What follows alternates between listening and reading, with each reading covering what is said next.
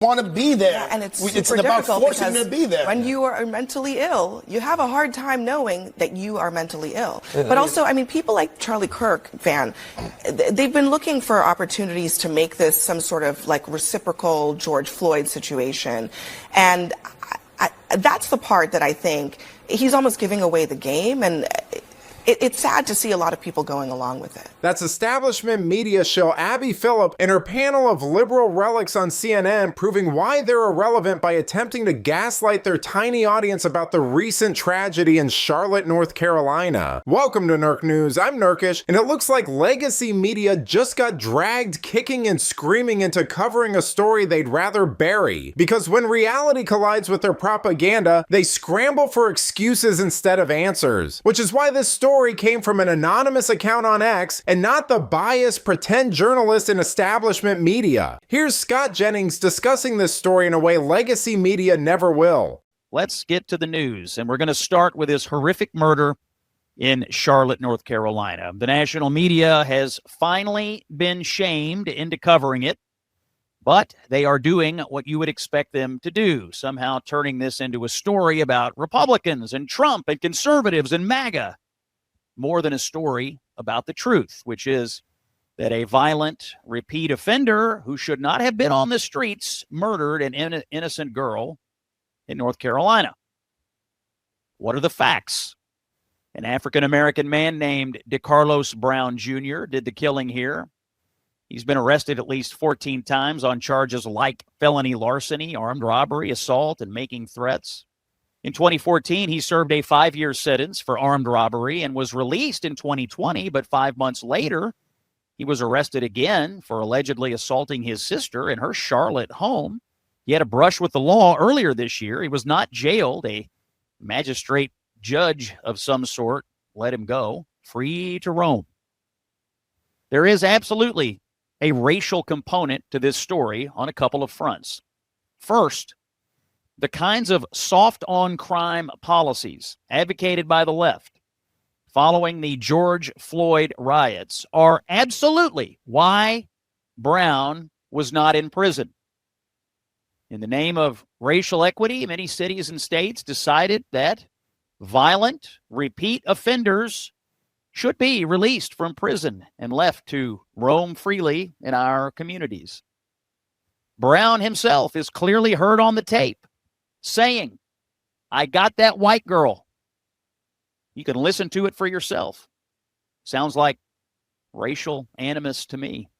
You know, Jennings nails it. This is the classic liberal double standard on full display. I mean, it's almost cliche to say at this point, but we all know that if the races were reversed, CNN and liberal outlets would have screamed hate crime just like they did with Daniel Penny. I mean, he was branded a racist vigilante overnight for defending passengers, while this guy who had a rap sheet a mile long and bragged about getting that white girl gets covered with no evidence and mental illness excuses from CNN. It's the same pattern we saw during the 2020 riots. Chaos, violence, and death downplayed or excused because it fit the narrative. Let me just say a couple of things. One is, what happened to that young woman was horrible. And it's everybody's nightmare. If you're in any public space, a subway, whatever, that something bad is going to happen to you or somebody you care about. So it does strike a chord. We don't know why that man did what he did. And for Charlie Kirk to say, we know he did it because she's white, when there's no evidence of that, it's just pure race-mongering, hate-mongering. It's wrong. Then he says that if something like that had happened the other way, there would be sweeping changes imposed on society. Where is the George Floyd Policing Act? It didn't pass. Even when you had a white police officer murder a black man on live television, the whole world saw, there were no sweeping changes. In fact, not one law was passed at the federal level. So I think that's an important thing to point out. The other thing is, you mentioned the thing about cashless bail. I think this is a big challenge that we have. Would you have felt better if there had been cash bail and the mom had come and put down $1,000 to let him out? It's not about cashless bail or no cashless bail. It's about the fact that we don't know how to deal with people who are hurting in the way this man was hurting. hurt people hurt people. What happened was horrible, but it becomes an opportunity for people to jump on bandwagons. And then for someone like Charlie Kirk, he should be ashamed of himself. Watching them fumble around with whataboutism is almost comical. They'll drag in Jim Crow references, cite random unrelated cases, anything to avoid admitting the truth. I mean, it's worth repeating that the video of this crime only came out because a citizen leaked it on X, not because CNN or any other outlet did its job. In fact, some legacy media outlets still haven't touched it, despite the White House publicly addressing it. Because these dinosaur outlets love to excuse crime while branding conservatives as villains with zero context. Think about Waukesha, Jonathan Lewis, or Edward Korestein. Crimes ignored or softened because they didn't fit the script. That silence screams louder than their words. The media narrative here is important. Everyone within the sound of my voice knows that had the roles been reversed, and a white male, a violent repeat offender white male, had murdered in cold blood a black or brown female on a train, every national news organization would be broadcasting live from Charlotte 24/7. Every national news organization would be there. There would be public uprisings. There would be speeches about white supremacy. It would all be used as a vehicle for sweeping public policy changes. You know it, and I know it.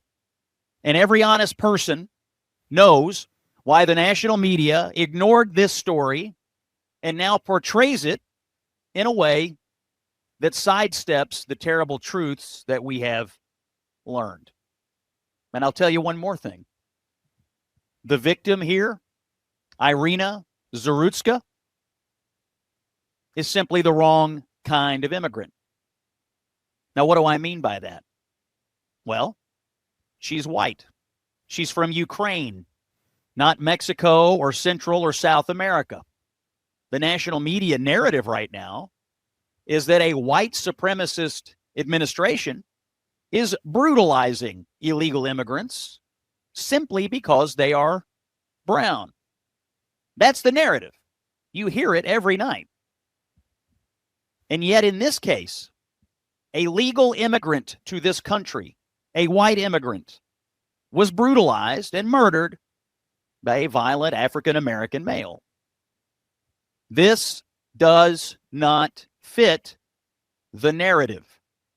And when things don't fit the narrative, they are disappeared from reality by our media. The same goes for the shooting in Minneapolis a couple of weeks ago. That's gone from the news. You'll never hear about it again. Same thing from Nashville a couple of years ago. That came and went like it never happened because the shooters were trans. And they shot up Christian schools. Doesn't fit the narrative. Time to disappear.